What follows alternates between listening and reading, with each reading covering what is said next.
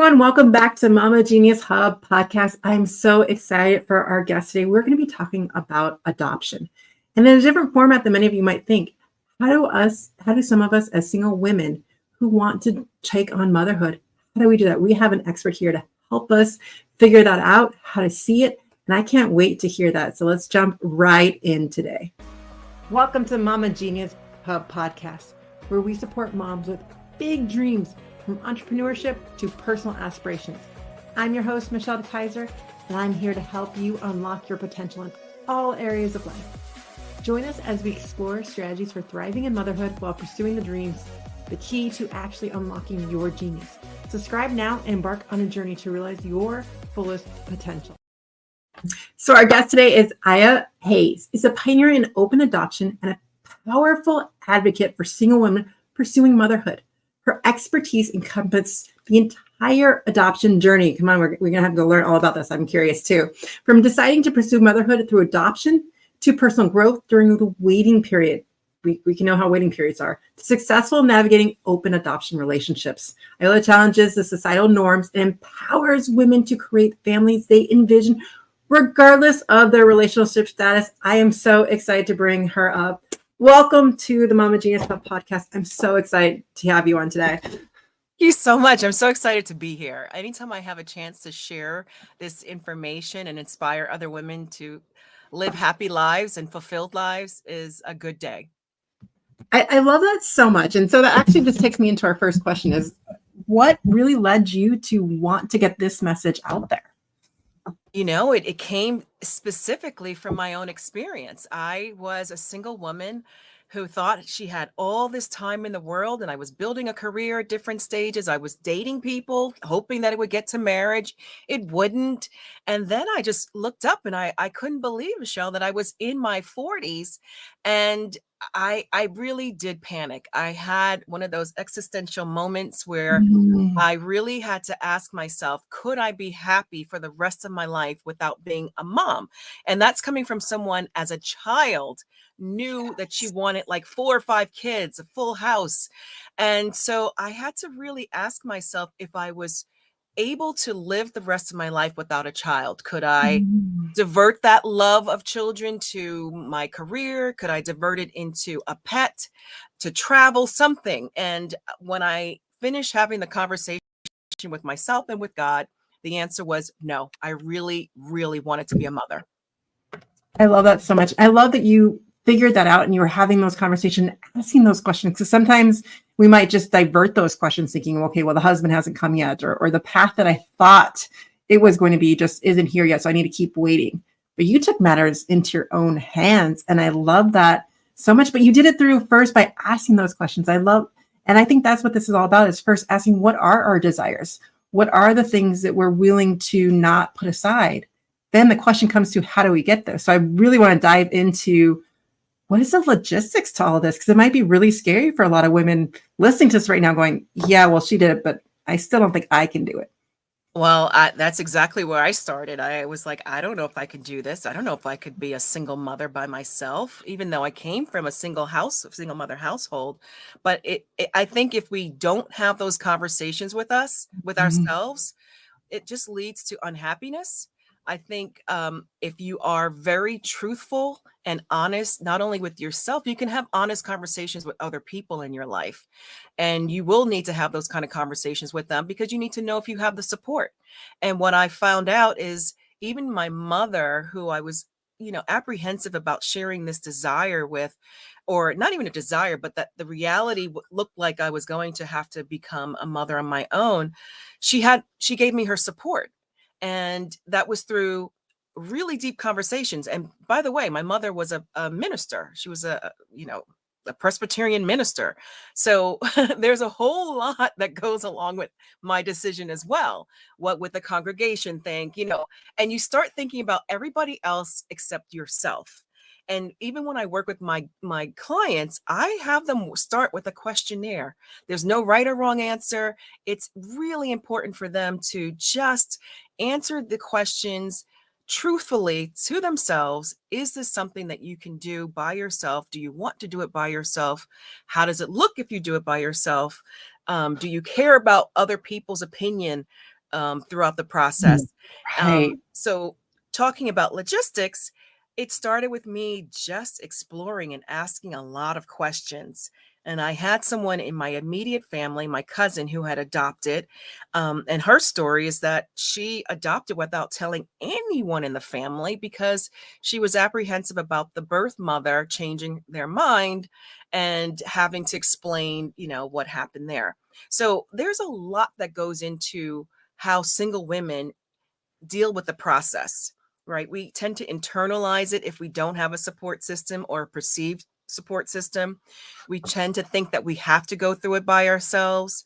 But I always say that even as a single mother, you have to realize and ensure that you're not alone, right? There's a community of people out there and women who can help you along the way. So logistics are asking questions, finding out what adoption is, what kinds of adoption there are out there. There's closed, there's semi-open. Closed means you have no contact and no knowledge of the birth family. Semi-open means that you know who the birth family is, but you don't have any contact really, either by default or design.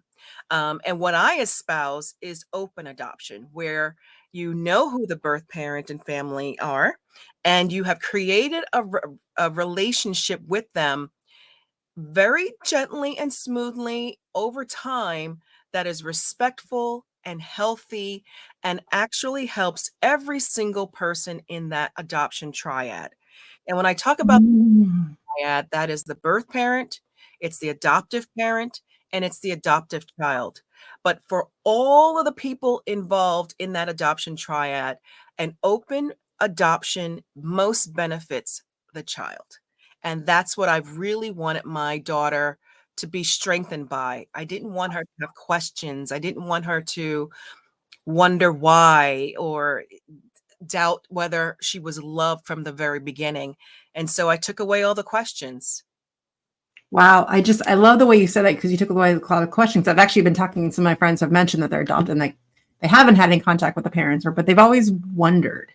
And that really does illuminate some of that and helps create that story and helps the child to understand the story behind the reasoning and the whys and everything behind it. And we'll be back in just one moment. Attention mompreneurs. Do you feel like you're constantly juggling the responsibilities without a moment to yourself?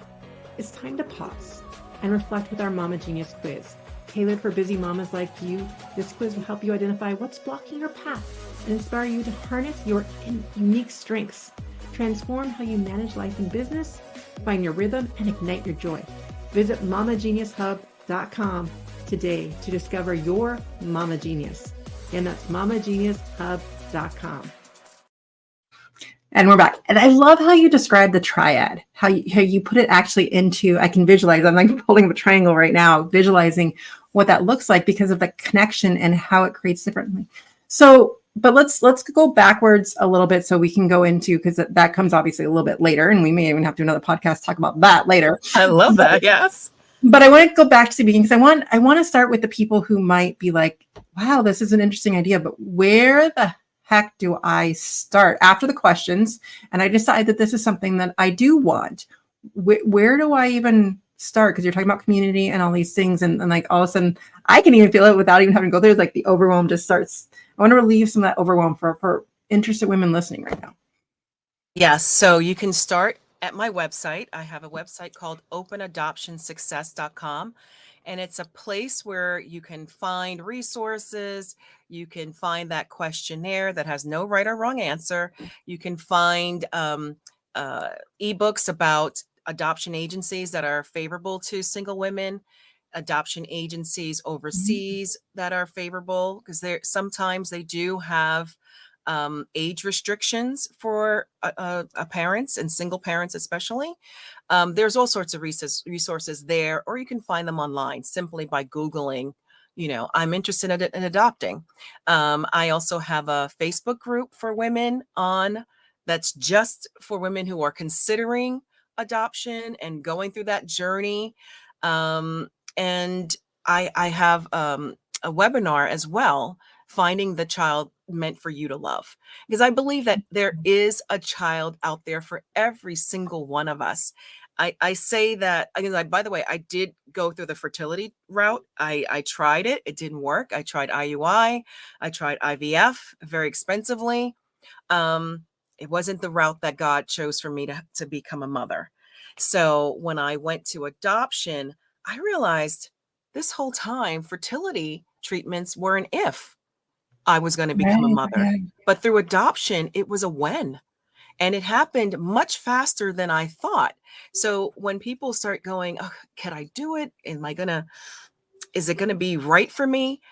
I was told as a Black woman that, and a single Black woman at that, it was going to take me over a year and a half to be selected by a birth mother.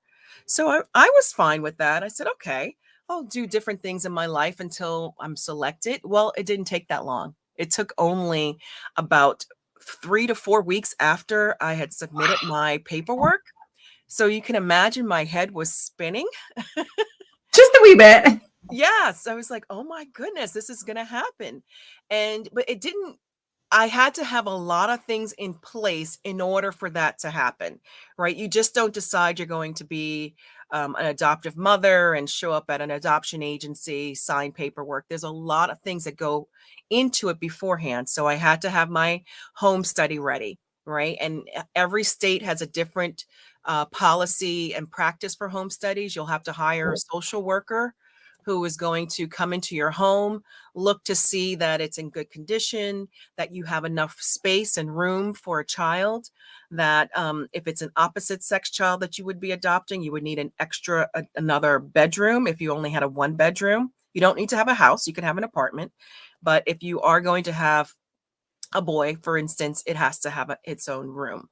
They look at your finances, they look at your taxes, they look at your insurance coverage, they look at everything, right? So you can't be one of those people who are like, I'm not showing that paper. Well, then you're Right. not going to have a child, right? Because it is their job to ensure that that child is going into a house that can not only support that child emotionally, but also um, physically, emotionally, in every single way. And then you have to get your fingerprints done. So that takes time. It has Mhm. to go down to DC, to the Homeland Security. That could take as long as it takes for whatever's going on in the world. And you get that back. You might have to get local fingerprints. So there's a process to go through, but I work with people through that. I'm actually so excited that I'm finishing up a an app that will work with people throughout the whole process, whether you're single or not. So excited about that. Did you know, Michelle, that there are over 20 apps on how to adopt a pet and almost none for adopting a child? Okay, well, my jaw just dropped if you didn't see the video, but I never even thought about it that way. But like, and there's so much to go behind it, and so much, and I love that you're creating the support for it because there's so many out there that want to give the love, and there's so many children that need the love. And I saw Absolutely. what you do. I was like, let's have. I had to bring you on because I was like, that's what this is all about. It's empowering us to say that that's what we desire and to find ways to do that. So those of you out there, I know I've had some people in my life who've said who contemplated that as single women wanting to be moms, but then like weren't sure and going down that route, and to be able to now lead them somewhere and have that support. And I just thought it was such a, but wow, that many in Yeah. pets. Yeah. Yeah. And so, I mean, it goes along with the fact that we can take driving lessons, right, to learn how to drive a car and all of these different things that are licensed by the state, but there's nothing to help you raise a child, whether you birth the child physically or adopt the child, right? So these are the type of things that we do need to help other people with and ourselves. I've learned so much throughout the process of becoming a mother, and becoming a mother through adoption has totally inspired me to change my life. I was a real estate agent. I still am. I still have my license. But what I'm truly impassioned by is helping build families and build families through adoption, and making sure that that child that could end up, not having the best life, absolutely is living the life that their birth parents wished and hoped for would be their future.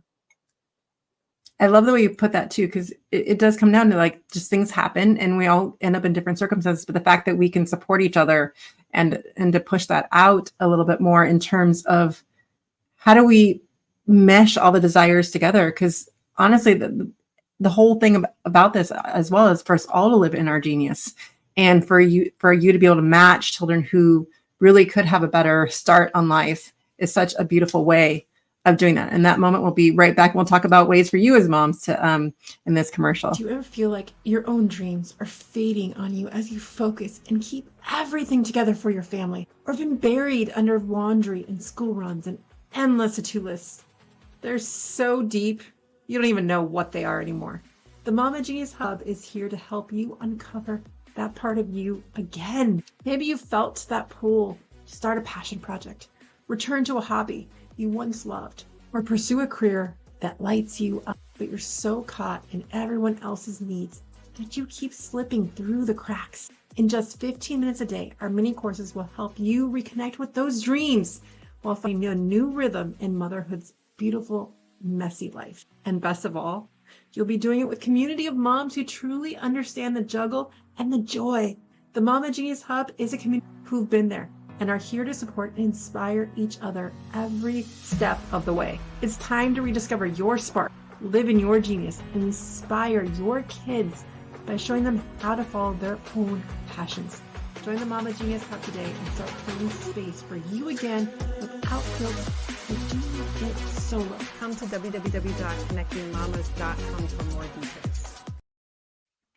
And we're back. So I just love this concept of you creating families and this idea. And so those of you listening right now, if you have that wish, whether you're single or going through fertility treatments and just not sure how that's working, or whatever is your wish to create that family, I is here to help with that.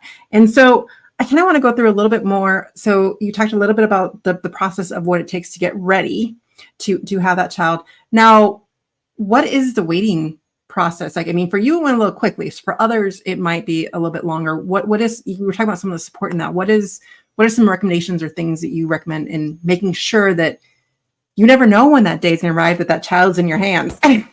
That's so true. And I mean, even though at the end it happened faster, there was still a long waiting period between the time that I decided to go this route and I had to select which adoption agency I was going to go with, whether they were going to be local to my state or out of state. I still found myself trying to control the process and move it along as fast as possible. And I was getting frustrated. My social worker wouldn't be available the day that we had scheduled and then would have to reschedule. And I was just trying to muscle it all. And then I finally realized, I was like, okay, relax. And I had this conversation with God. I was like, I need this to happen right now. I know they said it's going to be a year and a half, but if I can just finish my stuff, then it might not be so long. And then I realized, well, God said, the baby that I have for you is not ready. Just relax. And then when I did that, Michelle, it was a weight went off of my shoulders. I just relaxed and enjoyed the process. I said, okay, I'm going to get my paperwork in and that's it. And when I released the steering wheel is when all of a sudden I get a call. Hey, would you like to be considered for this woman who's having a baby? I'm like, yeah. And so because I was able to release it and let go and let God, it happened in a faster timeline than I had ever expected. And there's just so much in that whole story. Well, that'll be another segment, like just how my daughter came about. And it was just amazing. But the process of waiting involves a lot of self-awareness, knowing that once you've made your decision, everything is going to be okay. You don't have to control the situation. You don't have to muscle it. You can just go about setting up your foundation of people who are going to be supporting you, Consider a job change if you need to. I had a really dear friend of mine who was in a travel heavy job Mm. before she adopted, and she needed to change. And actually, it ended up that it all worked out because she ended up getting laid off and had to find a new job. And she found the perfect job and didn't have to travel and could be with her son. And so there's all of that. You have to just really be honest with yourself. Do you have a boss that's going to be understanding if you need time off? Do you have people who can step in as godparents to support you? Do you have family that can be babysitters for you? Or do you have enough financial resources that you can hire a nanny or someone who's there more times than they're not? So those are the type of things that I like my clients to think about. Do you need to make a job change?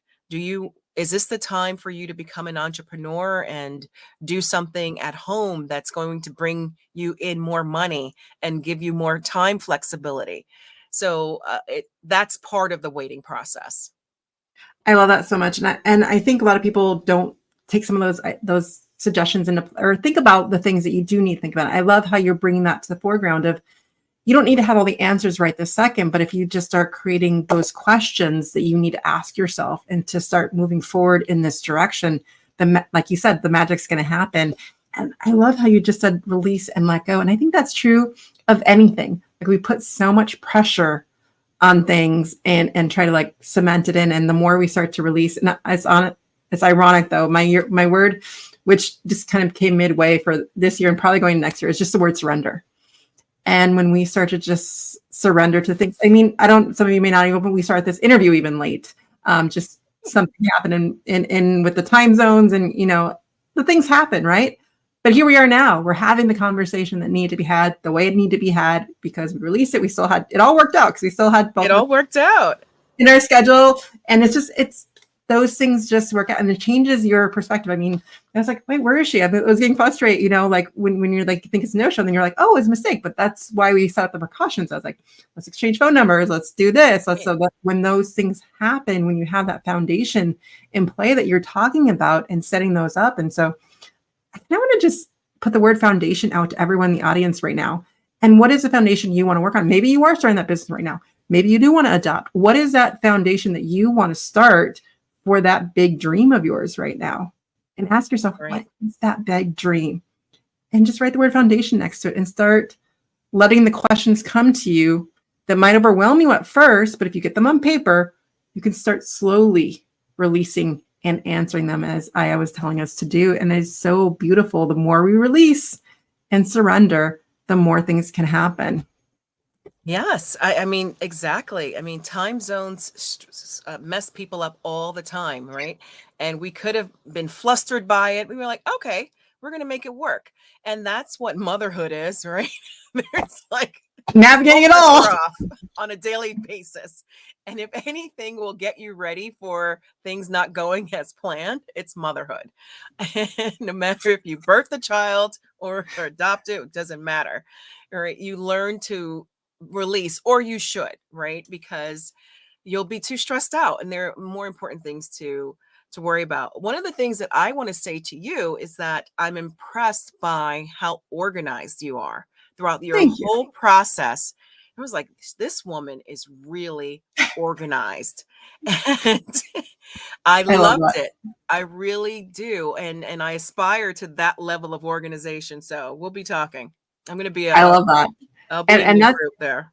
And that's what this is all about, is really just finding your people and finding the people of support. And that's why I want to do this podcast, is I want to bring on people I don't even know. Like, this first time we were even having this conversation, but we met through Podmatch, which is where I'm now hosting my podcast as well. I'm on, which is why I'm going back and doing that. But it's about creating those connections. And I love the way they do it in terms, you can see profiles and stuff. And it's like a dating service for podcasting, right? And but I love it in terms that it then takes away, just like dating services do, it takes away that filter that, like, I'm like, you know what? I'm comfortable just going live with her. Like, I don't need to worry about the pre-interview and all that, because we're able to have that conversation in the chat, things like that, and get to know each other. And so I think the more we start to do that with others who are on our path, But I'm going to leave you with this before we go into our final question is figure out what that path is for you. And if it is adoption, some of you might have that dream like right inside of you and just thinking, I'm single, I can't do it. Well, A is here to tell you that you can. And that's what this is about, is finding what is that desire inside of you, your genius that's in there, and then trying to match that to people who can help you achieve that, because you can. And that's what this is all about. So we're going to actually, that kind of just leads us into our final question, which is, what is a common misconception about motherhood that you think holds many moms back from truly stepping into their genius? I think the biggest misconception with the group of women that I work with specifically is that I can't do it. I can't be a single mom. I'm under resourced. I don't know how to do it. And oh, I'll wait until that date or that age or that thing. And there's so many milestones and moving points that just keep moving in the sand. And then next thing you know, the time has passed. And so the misconception is that you're alone, and you're not. That you're the only one who's ever done single motherhood before, or this way.